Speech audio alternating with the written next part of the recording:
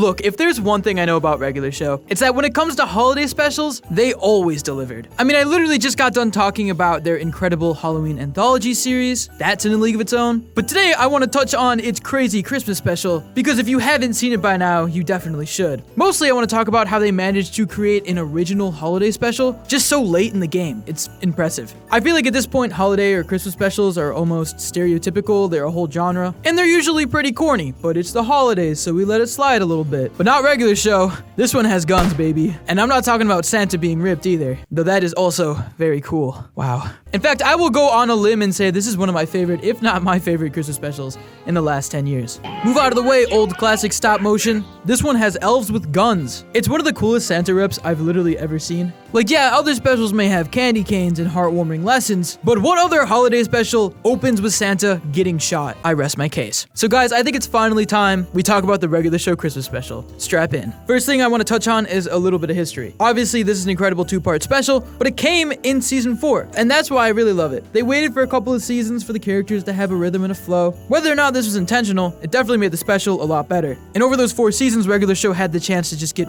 really, really weird, but like knowing how to get weird. It was perfect. See, while most Christmas specials try to center on them having to save Christmas in one way or another, and I'm not gonna lie, this special isn't completely groundbreaking. It's not reinventing the wheel entirely. It's kind of just taking that wheel and throwing it in a completely new environment and watching the wheel spin out of control, if that makes sense. I'll explain. It still centers on Mordecai, Rigby in the park having to save Christmas. They just do it the regular show way. And also, for some reason, a lot of Lord of the Rings references. I don't exactly know why, but it works. The special opens not with Mordecai and Rigby, but with an action-packed scene between Santa and an elf fighting over a present, and things get real intense when the elf pulls out an actual physical gun, like uncensored and everything. This creepy elf dude proceeds to absolutely unload clips into Santa's chest, killing millions of childhood dreams forever, as Santa falls into the mist, presumably dead. What other Christmas special opens with Santa getting killed? Like, I cannot stress that enough. And that's all we get, because then it just cuts to the regular show opening. Of course, a little modified for Christmas. I'm already on the edge of my seat. We're only like a minute in. Something that I can't say about any other special. After that intense roller coaster of an opening, we find ourselves at a classic park Christmas party. Everyone's there having fun, hanging out, drinking soda. Benson gets absolutely roasted on his Christmas sweater. My boy's down bad. Sorry, bro. This is also the episode where Thomas gets stuck in the banister, something that's vaguely in my mind. I totally forgot how that happened, but it's iconic. Also interesting to note, Mordecai and Margaret are still together at this part. See where that goes. Anyways, Mordecai and Rigby go out to get more soda, and that's when things get a little Christmassy. When Santa, from the opening, crashes into their shed. Mordecai and Rigby rush in to see what's going on, only for Santa to recognize them because of course he's Santa. Now they don't believe him, which, honestly, after all that Mordecai and Rigby have been through, this would be the one thing that I kind of bought. He fell from the sky after all. He's still alive somehow. Yeah, that's magic elf energy right there. He hands them the present they fought over in the intro and informs them that they have to destroy it. It's an evil gift that grants whoever had it what they want most and therefore makes them corrupt. It's very similar, if not a sly reference, to Lord of the Rings, especially the way people react when they see the gift. They get overtaken by its power. Santa explains that he looks so different because everything is made up by advertising companies, which, again, the coolest Santa lore ever. I'd love to believe that he's as cool as this is. And finally, he explains the backstory of the villain, an evil elf seeking revenge to destroy Christmas forever. I'm a pretty big fan of the whole Santa shows up to non-believers who have to save Christmas anyways because of circumstance plot lines. They usually tend to work out the best, but again, Mordecai Rigby not believing in Santa, come on, catch up. Of course he's real. He's amazing. The rest of the park shows up, but again, they don't believe him, especially because Santa straight dipped. Not cool, man. You got a lot of explaining to do to a lot of people. But they do catch on when they look inside the gift and immediately get corrupt. Skips explains the only way they could destroy it is by going through the rival park, and they're off on their journey. First of all, the irony of a Christmas special centering on saving Christmas by destroying a present is not lost on me. I mean, they're really thinking outside of the box for this one.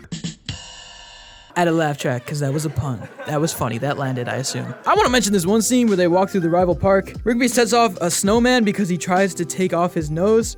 Is he gonna make it like a snowman with a nose? I watched this as a kid. Locked up at the rival park, we get visited by the head of the rival park, Gene. One of my favorite characters just because he's a whole vending machine, and I just think that's incredible. Gene thinks it's a prank at first, which kind of makes sense because they was at Prank Wars, but then a whole evil elf shows up, and at that point, it's kind of hard to discredit. The main reason he decides to help them is because he looks at a photo of his kids. How does a vending machine get pregnant? How does a vending machine deliver a child? The music in this special is just incredible too. Definitely takes the cake for the most intense music in a Christmas special, and considering they're literally really saving Christmas, it should be this intense, in my opinion. Jean leads him to the cave and informs him that there's booby traps, which I'm confused on. If there's just lava on the other side, maybe I'm a wet blanket when it comes to plot, but why are they guarding lava? Anyways, they go through a series of very entertaining trials, one where Muscle Man almost dies, and him talking about how he almost died, I swear to God, it could be like a TikTok sound. This is just iconic audio. That thing didn't even touch me!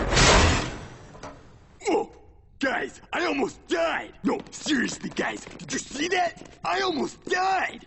I really almost died! Also, it's lore that Benson is really good at pinball, which honestly fits his personality in a way that I can't fully explain. And finally, it ends with Pops wrestling a polar bear. That's one thing I loved about this show. They always just threw in random moments where Pops was a total G. Like, he just rips off his shirt and wrestles a bear here. That's insane. You could just tell they were having fun in the writer's room, bro. I wish I could have been there. But unfortunately, it wasn't enough, because by the time they got to the lava, Quilligan the evil elf is already there, because he took the stairs. Ah, a little visual gag. I love cartoons. And suddenly, all feels lost. Christmas is almost destroyed forever. But then our man Santa shows up again, and that's when things get intense. Every other Christmas special is like, Christmas is at risk, Santa's injured, something with Santa. Not in this version. Santa got shot, but homie's wearing a bulletproof vest, and he has abs. Christmas is not going anywhere with this guy on deck. Unfortunately, it's not enough, and Quilligan almost uses the present to grant his greatest desire, destroying Christmas, which here is represented by covering everything in literal dynamite. Homie, you're gonna be destroying a lot more than Christmas. The whole world, probably. A lot of it, at least. This would be a horrifying massacre. Nobody should hate Christmas this much. Mordecai and Rigby rush into action and try to get the present from him, but they both end up falling towards the lava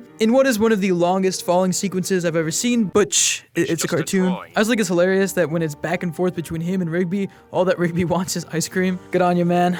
Get that cone. This is also the best use of Carol of the Bells, the Trans-Siberian Orchestra one, with like electric guitar. You know the one, it just goes hard. And this is something that I remember when I originally watched the special. This is an intense moment. They end up saving the present, and Quilligan's fate is sealed in the lava, unfortunately. Again, Lord of the Rings reference. Finally, they all head back to the park on Santa's sleigh, where Benson gets one more roast on his sweater. Poor Benson. And Mordecai and Rigby finally get their invisibility cloaks. And that was the regular show Christmas special. All in all, it was a really fun special. I really enjoyed rewatching it a lot, but I think there's so much more to talk about here than just what happened in the special. Mostly just how the special stands out. There's been some pretty unique Christmas specials that stick out in my mind. The SpongeBob one was pretty great, but none of them really do anything that different. They all focus on Christmas as like a wholesome holiday. Santa's a jolly old man. And yeah, a lot of people have had to save Christmas, but it's always been just the right amount of holiday corny. Nothing about this special is corny. If anything, it's just incredibly dark and violent. And it's perfect. I couldn't imagine regular show doing anything else. If the park gang had to save Christmas, it wasn't gonna be making people believe in the spirit. It was gonna be stopping an evil elf from detonating dynamite all over the world, fighting a bear, playing pinball, and jumping into lava. They even gave the villain a pretty legit backstory and some serious motivation that had me questioning who I rooted for. When he talked to Santa about making a gift like that for everybody and then no one needing Santa anymore, I was like, oh wait, is he right? But he died, so I don't know. And I can't get over this version of Santa Claus. At the end of the day, I really hope to see more Christmas specials like this in the future. Not exactly violent or crazy on action, but just different from what we're used to seeing, while still following the same themes. Reinvention's always nice. Christmas traditions have been passed down for generations. We watch a lot of the old specials because they're nostalgic at this point, but let's be honest, they could use some punching up in 2020 after the year that we've had. There's been some incredible Christmas specials, don't get me wrong. Big City Greens especially was one of my favorites, but hopefully more people in the future play around with what the idea of Christmas is and how truly weird you can get with it. Because you can get pretty weird, as this special shows. And it'll still land, in my opinion. I mean, there's still a chance close enough to have a pretty bomb Christmas special like this. Fingers crossed. But if anything, it's just another reason to get excited about the future of animation. That being said, it is the holidays. I truly hope you all have an incredible one. And let me know what you think about this special down below. Do you love it? Do you hate it? Have you never seen it? Let us know in those comments down below. Tweet to us at Roundtable Vids or me at @RetroNemo. If you want to consider helping out the channel, you can support us on Patreon or become a member of the channel. If you enjoy our content, as always, give it a like, share it, or subscribe to the Roundtable for more incredible cartoon content. Guys, I'm Nemo. Have a happy holidays, and I'll see you next time. Peace.